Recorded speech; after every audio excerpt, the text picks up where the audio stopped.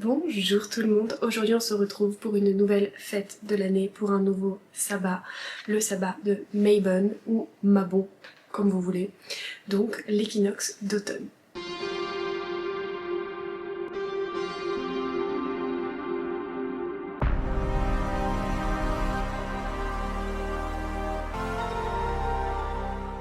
Comme d'habitude, j'ai mes petites notes juste en dessous parce que je n'ai pas encore investi dans un prompteur, un jour peut-être. Mais quand cette chaîne aura dépassé un nombre d'abonnés plus conséquent et que je pourrai me le permettre, pour l'instant ce n'est pas le cas. Quoi qu'il en soit, j'essaie de vous faire du contenu le plus qualitatif possible, donc n'hésitez pas à me laisser un petit like d'avance pour m'encourager et à vous abonner si jamais c'est pas encore fait. En cette année, Mabon sera très particulier parce qu'il coïncide avec une nouvelle lune en Vierge et une éclipse solaire en Vierge également. Ce triple alignement cosmique crée une porte énergétique, un portail comme on les appelle, qui est absolument incroyable, qui va être très puissant et c'est un portail énergétique qui va nous apporter beaucoup de transformation. Dans cette vidéo, nous allons donc voir ensemble pour commencer ce qu'est Mabon, l'équinoxe d'automne, comme pour les autres sabbats, son histoire, ses origines, ses énergies, les correspondances associées, etc. etc. Ensuite, je vous expliquerai pourquoi cette année c'est très particulier, pourquoi, qu'est-ce que ça crée au niveau des énergies par rapport à cette fameuse nouvelle lune et à cette éclipse solaire. Je vous expliquerai aussi comment célébrer ce sabbat, je vous donnerai différents petits rituels ou petites choses à faire du quotidien et je vous donnerai un rituel très précis sur lequel il y aura besoin d'un petit peu de matériel, pas énormément non plus, mais un petit peu quand même, mais sachez que quoi qu'il en soit, restez dans votre intuition. Si vous ressentez qu'un rituel n'est pas fait pour vous, si vous ressentez que la manière pour vous de célébrer ce sabbat, c'est de faire autre chose, d'aller marcher en nature ou de faire quelque chose qui vous correspond totalement, de danser, de juste vous reposer, de trier chez vous, peu importe, c'est vous qui voyez et vous n'êtes même pas obligé de célébrer ce sabbat pour être véritablement dans la spiritualité. Chacun vit sa spiritualité comme il l'entend et ça c'est très important de le garder à l'esprit et c'est pareil pour tout ce qui est correspondance, n'oubliez pas que si jamais vous n'avez pas quelque chose du rituel par exemple, quelque chose d'indispensable, vous pouvez toujours adapter, modifier, mettre des choses qui sont en accord avec vous et avec votre intuition. Je vais mettre un peu de baume à lèvres parce que j'ai mal à la bouche là. Je me suis décalée comme ça vous pouvez voir la petite radio. Ce truc est génial, c'est le Smushy Matte Lip Balm de chez NYX en teinte Swipe Too Smooth SMB07. Voilà, c'est génial. Par contre, faut l'appliquer avec un miroir parce que sinon je trouve que la texture se répartit pas super bien. On a l'impression des fois que c'est bien mis la couleur et en fait non. Par contre, c'est hyper doux. C'est un effet velours vraiment sur les lèvres. Ça se sent quasiment pas, on a vraiment l'impression qu'on n'a rien et ça donne une super jolie couleur et quand ça s'en va de manière très diffuse, ça fait pas tout le tour là de la bouche qui reste marron et le reste non. Donc j'aime beaucoup ce produit. Bref, repartons sur notre équinoxe d'automne, Mabon, ça rime. L'équinoxe d'automne est le moment exact où le soleil traverse l'équateur céleste en descendant vers le sud. C'est l'instant où le jour et la nuit sont exactement de la même durée. Cette année, ça aura lieu le 22 septembre, donc à savoir demain, à 14h19 précisément, mais vous pouvez déjà ressentir les bienfaits de ce sabbat aujourd'hui. Et de toute façon, aujourd'hui, c'est là que nous avons la nouvelle lune et l'éclipse solaire qui se passe exactement aujourd'hui. Mais c'est pareil, ces énergies-là seront présentes quand même tout au long du week-end, c'est pas à un instant précis et ensuite il n'y a plus du tout d'énergie, ne vous inquiétez pas, donc vous pouvez le faire soit tranquillement ce soir, soit demain, célébrer de la manière dont vous le souhaitez. C'est donc un moment d'équilibre parfait entre l'ombre et la lumière, entre l'action et le repos, entre l'expansion et l'intériorisation. Historiquement, ce moment a toujours été célébré, mais sous différentes formes. En Grèce antique, par exemple, on célébrait à cette période les mystères d'Éleusis, dédié à Déméter et Perséphone, symbolisant le cycle de la vie, la descente dans les profondeurs, puis le retour vers la lumière. J'en ai déjà parlé dans une de mes précédentes vidéos sur les sabbats, je vous invite à aller les voir, mais l'histoire, c'est que Perséphone, qui est la fille de Déméter, a été enlevée par Hadès dans les enfers, dans la mythologie grecque, et Déméter, qui est la déesse de la terre nourricière, a en fait laissé dépérir les récoltes parce qu'en fait elle était tellement triste d'avoir perdu sa fille et de ne plus pouvoir la voir qu'elle a tout laissé dépérir et les hommes commençaient à mourir sur terre. Alors elle a fait un espèce de pacte avec Hadès qui a conclu un accord. Perséphone pouvait donc revenir 6 mois par an auprès de sa mère, et c'est pour ça que à partir du moment où Perséphone remonte des enfers, ça commence à nouveau à refleurir. On a à nouveau les petits oiseaux qui reviennent, qui chantent, etc. Ça symbolise donc le printemps, l'été, et arrivé à l'automne, elle dépérit à nouveau, la nature se meurt parce que Déméter a à nouveau perdu sa fille qui est redescendue dans les enfers, et elle est malheureuse. Voilà, je trouve que c'est une très belle histoire, mais comme quoi ça remonte depuis l'Antiquité. Chez les Romains, c'était la saison des vendanges et des fêtes de Cérès, la déesse des moissons, et de Bacchus, le dieu du vin et de la transformation. On aime bien un petit peu de vin, nous, de temps en temps. La pochetronne. En Angleterre médiévale, on fêtait Harvest Home, où la dernière gerbe de blé était coupée, décorée et suspendue dans les maisons en tant que porte-bonheur. Tu m'as fait super peur. J'ai entendu des pas, j'ai eu super peur. Qu'est-ce qu'il y a ? C'était mon beau-fils qui me montrait ses devoirs. Bref. Chez les druides modernes, on appelle ce sabbat Alban Elfed, la lumière de l'eau, symbolisant le passage vers la saison sombre. Le mot Mabon est lui-même assez moderne, créé dans les années 1970 par Aidan Kelly, qui est un auteur wiccan, pour donner un nom païen à l'équinoxe d'automne. Il s'est inspiré de Mabon ap Modron, un héros gallois du Mabinogion, désolé si je l'écorche, symbole de jeunesse, de renouveau et de renaissance. Pour ce qui est des énergies spirituelles de l'équinoxe d'automne, Mabon, c'est le temps du bilan et de la transition. C'est là qu'on récolte les fruits de ce qu'on a semé au printemps et en été, où on exprime de la gratitude pour tout ce que la vie nous a offert, et on choisit ce qu'on laisse aller avant d'entrer dans l'hiver. C'est un moment pour retrouver son équilibre intérieur, pour réconcilier son ombre et sa lumière, pour travailler sur les énergies yin et yang, et notamment sur vos énergies féminines et masculines. Chacun d'entre vous, en vous, vous avez, que vous soyez un homme ou une femme, des énergies féminines et masculines. À vous de les retravailler pour être aligné à ce que vous voulez projeter dans le monde. J'ai une vidéo dédiée sur le sujet, n'hésitez pas à aller la voir, elle est très complète. Et en plus, c'est le meilleur moment pour vous poser la question et travailler sur... Eh ben, que de démarches, que de démarches. Je vais avoir du montage, moi je vais devoir couper des morceaux comme as. Donc, je disais quoi ? Je disais que c'était le moment idéal pour aller voir ma vidéo sur les énergies féminines et masculines, parce que c'est le moment idéal pour travailler dessus, et peut-être que en travaillant dessus, ça va vous débloquer des choses dans votre vie, parce que parfois, ce qui bloque, c'est qu'on n'est pas dans la bonne énergie. Par exemple, si on veut recevoir des choses, en tant que femme, on doit être dans une énergie plus féminine que masculine. Mais n'hésitez pas à aller voir cette vidéo parce que elle est très complète, et j'explique ça beaucoup mieux que là maintenant en 2 minutes. C'est un temps aussi qui est idéal pour ralentir, s'ancrer dans le moment présent, prendre du temps pour soi, prendre du temps pour ranger, se recentrer, préparer à la saison sombre qui sera une saison d'introspection. Pour ce qui est des symboles et des correspondances, c'est vraiment quelque chose que j'aime beaucoup faire dans ce genre de vidéos, parce que ça donne plusieurs approches. Ça montre qu'il n'y a pas qu'une seule couleur qui est bien pour l'équinoxe, ou qu'il n'y a pas qu'une seule plante que vous pouvez utiliser, qu'il y a beaucoup de choses, et encore c'est une liste bien sûr qui est non exhaustive. Renseignez-vous sur internet si jamais il y a une plante qui vous attire, renseignez-vous sur ses propriétés, peut-être qu'en fait c'est des propriétés dont vous avez besoin, et vous pouvez toujours adapter les rituels en fonction de votre intuition et de vos ressentis vis-à-vis des plantes, des pierres, etc. Je disais donc, au niveau des couleurs, donc nous avons du rouge, bordeaux, tout ce qui est orange un peu foncé comme ça, pour tout ce qui est énergie, vitalité, créativité. Tout ce qui est or, jaune, couleur miel, pour l'abondance, la gratitude et la prospérité. Le brun, le marron, ou les couleurs un peu terreuses pour la stabilité, l'ancrage et la sécurité. Et ensuite on a le vert sombre, le vert mousse, le vert forêt, pour la guérison, pour le lien avec la nature bien entendu, et la croissance intérieure. Pour ce qui est des plantes, nous avons donc la sauge, comme pour beaucoup de fêtes qu'on peut utiliser pour la purification, ou encore la clarté d'esprit, le thym pour le courage, la force, la vitalité intérieure, le romarin pour la mémoire, la protection et la longévité. On a aussi le lierre pour la résilience, pour l'attachement sacré, la continuité du cercle de la vie.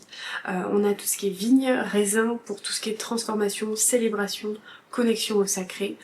Et on a la pomme pour la connaissance, la magie, la santé et l'abondance. Pour ce qui est encens et résine, j'ai mis la cannelle pour la chaleur, l'énergie vitale et la prospérité, le benjoin pour la purification et l'élévation spirituelle, la myrrhe pour l'ancrage, la sagesse et la connexion au cycle, le bois de santal pour l'équilibre, la méditation et la paix intérieure. Pour ce qui est des pierres et des cristaux, donc on a l'ambre pour la vitalité, la lumière solaire, mais aussi la protection. On a la cornaline pour la motivation. On a la cornaline pour la motivation, l'énergie créatrice et le courage. On a la citrine pour la prospérité, l'abondance et la confiance. L'œil de tigre pour l'ancrage, l'équilibre et la clarté dans les choix qu'on fait. Et le quartz fumé pour la transformation, la libération et la stabilité. Celui-là, je l'aime beaucoup. Ensuite, pour tout ce qui est animaux associés à ce sabbat, nous avons le cerf ou la biche pour le renouveau, la grâce et les cycles saisonniers. Le hibou pour la sagesse, la vision intérieure et la guidance dans l'obscurité qui se prépare. Le corbeau pour la transformation, le passage et les messages de l'invisible. On a le renard pour l'adaptabilité et l'intelligence et l'écureuil pour la préparation, la prévoyance, les récoltes et le stockage pour l'hiver. Tous ces symboles nous rappellent que Mabon est un carrefour entre dépaysement et abondance, entre plénitude et retour à l'essentiel et aux bases. Et maintenant que je vous ai détaillé tout ça, on va venir sur le Mabon de cette année, qui est un Mabon qui n'est pas comme les autres, et qui va être très particulier et très fort au niveau énergétique. Déjà, Mabon est un moment fort et sacré, ça vous l'avez compris. Mais cette année, en 2025, il est démultiplié par 2 événements cosmiques qui surviennent juste la veille, mais dont les énergies seront encore présentes au moment de l'équinoxe, à savoir la nouvelle lune en Vierge et l'éclipse, à savoir la nouvelle lune en Vierge et l'éclipse solaire en Vierge également. Pour ce qui est de la nouvelle lune, de manière générale, c'est un moment de renouveau, un moment où on pose ses intentions, un moment où on sème ce qu'on veut récolter, mais cette fois elle est en Vierge, signe de structure, de soin, d'organisation, de précision. C'est un signe qui est méticuleux. Cette nouvelle lune nous pousse donc à revoir nos routines, notre santé, nos habitudes quotidiennes, éliminer tout ce qui est superflu et poser des intentions concrètes, réalistes et surtout durables. Ça renforce donc l'énergie de Mabon, on récolte ce qui a mûri et on plante des nouvelles graines plus alignées avec notre nouveau nous. Et ce n'est pas tout parce que cette pleine lune est accompagnée d'une éclipse solaire en Vierge également. Les éclipses sont des resets énergétiques puissants. Elles ferment les anciens cycles et en réouvrent de nouveaux. C'est un peu une mort spirituelle, j'ai envie de dire. Celle-ci se produit en Vierge à 29 degrés qui est le tout dernier degré du signe. Un degré de transition, de clôture, de bascule et de renaissance. C'est donc une page blanche, un nouveau départ complet qui arrive pile au moment de l'équilibre cosmique de l'équinoxe. On va parler maintenant de comment célébrer Mabon de manière générale. Donc j'ai noté créer un autel de Mabon dédié soit à une divinité associée à l'automne, soit pour remercier tout simplement le cycle de la vie et cette saison. Donc sur une table, vous pouvez disposer des fruits d'automne, des fleurs séchées ou des feuilles que vous auriez ramassées lors d'une balade par exemple, des bougies parfumées à la cannelle, à la citrouille ou avec des couleurs chaudes. Pour moi, le meilleur moyen de le décorer, c'est quand même d'aller se promener en forêt et de récolter différentes choses qui nous font envie, que ce soit des feuilles, que ce soit des fleurs, que ce soit des glands que vous trouverez sur le sol, mais tout cela en ne manquant pas bien sûr de remercier la nature pour ce qu'elle nous apporte et en éprouvant beaucoup de gratitude d'avoir trouvé ces choses sur votre chemin pour pouvoir les disposer sur votre autel. Vous pouvez aussi ajouter un objet ou quelque chose qui vous rappelle l'abondance. Ça peut être une pomme, ça peut être une corne d'abondance. Si vous en avez, je sais que c'est assez rare, mais je sais pas, il y en a qui peuvent en avoir en décoration par exemple, des épis, des glands, etc.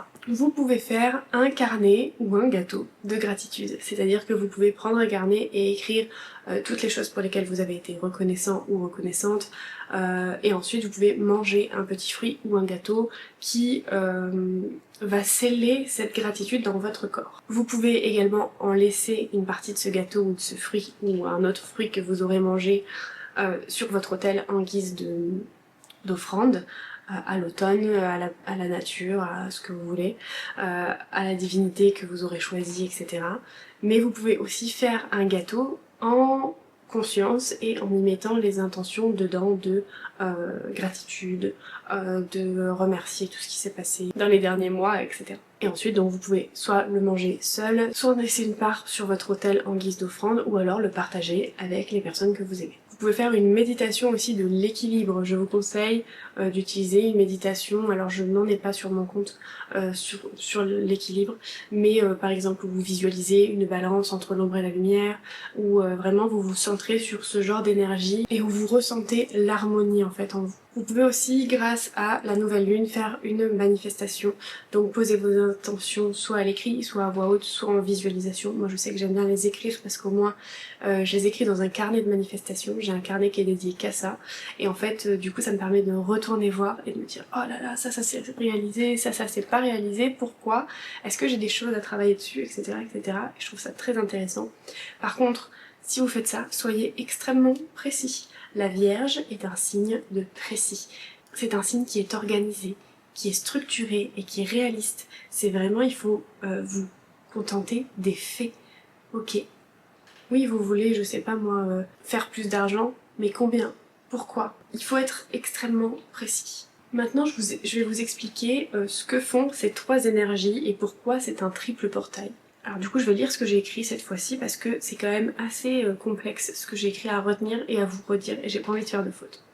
Donc tous ces éléments ont lieu le 21 septembre, sauf l'équinoxe qui est le 22, mais comme vous l'avez compris, ces énergies se prolongent. C'est pas des énergies qui sont pile à ce moment-là et qui après n'existent plus. Pour ce qui est de ces énergies, donc c'est un équilibre entre jour et nuit, un moment de réharmonisation, de gratitude pour les récoltes symboliques ou réelles et de préparation à l'introspection de l'hiver. C'est le moment de faire un bilan de parcours à la moitié de l'année, de se délester du superflu et de réaligner ses priorités. Pour la nouvelle lune, c'est le moment idéal de poser ses intentions, de planter des semences énergétiques. C'est une période d'introspection, de renouveau, d'ouverture à de nouveaux projets. La nouvelle lune est dans le signe de la Vierge qui apporte l'organisation, la clarté, la rigueur, la santé et l'hygiène de vie, le sens du service, le besoin de simplification et la purification.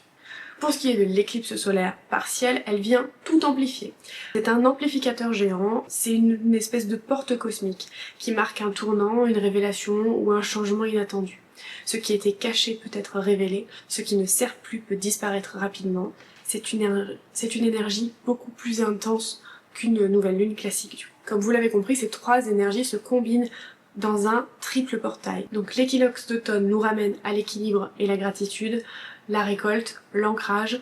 La nouvelle lune nous aide à voir ce qui doit être purifié, réorganisé, concrétisé. L'éclipse solaire nous offre un reset, une renaissance complète pour un nouveau départ aligné. C'est donc un moment charnière parfait pour manifester une nouvelle version de soi. L'idée est de créer un chemin en 3 étapes qui suit cette logique-là, bilan, purification, renaissance. Je vais donc vous proposer un rituel bien spécifique que j'ai créé, que vous pouvez faire ce soir ou demain, dans un endroit calme, près de votre hôtel comme d'habitude, ou dans un endroit sacré, c'est mieux.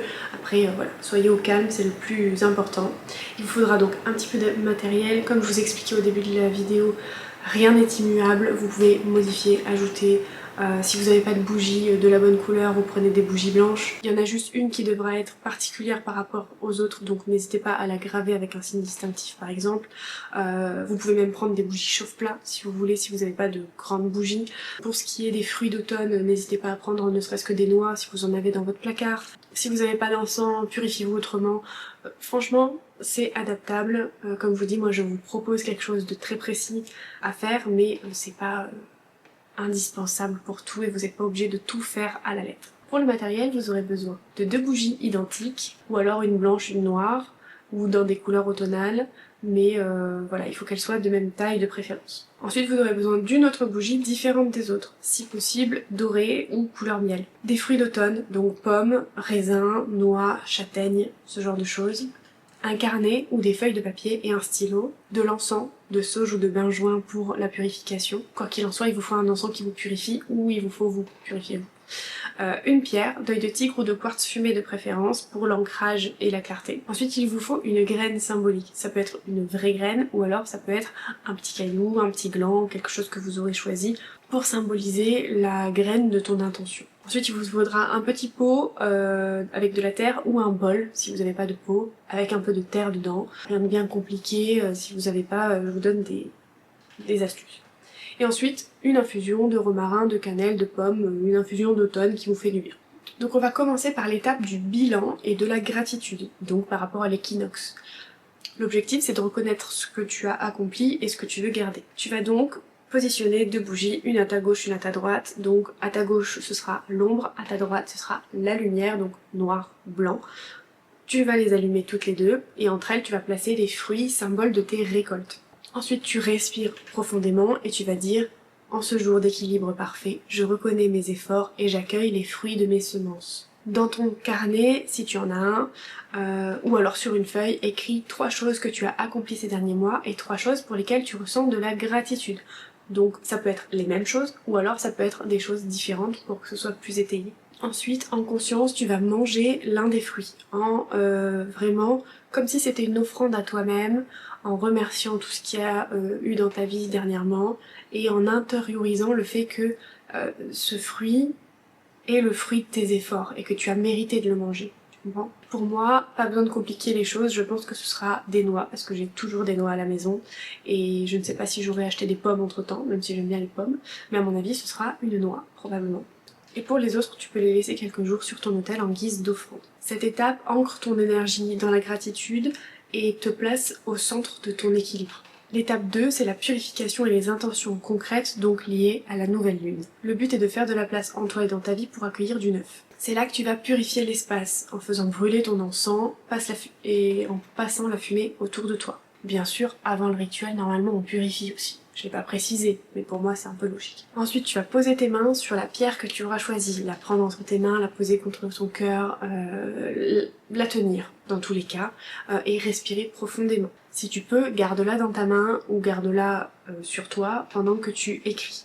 Tu vas écrire 2 colonnes. Ce que je libère maintenant, ce que je veux créer concrètement. Dans ce que je libère, tu vas mettre les habitudes obsolètes, les blocages, les schémas que tu as repérés chez toi. Dans ce que je veux créer, tu vas mettre les nouvelles habitudes que tu associes, les projets précis ou les routines, l'organisation que tu veux mettre en place. Il faut être précis et spécifique. Comme je vous l'ai dit, la Vierge est un signe organisé, carré, précis, très important.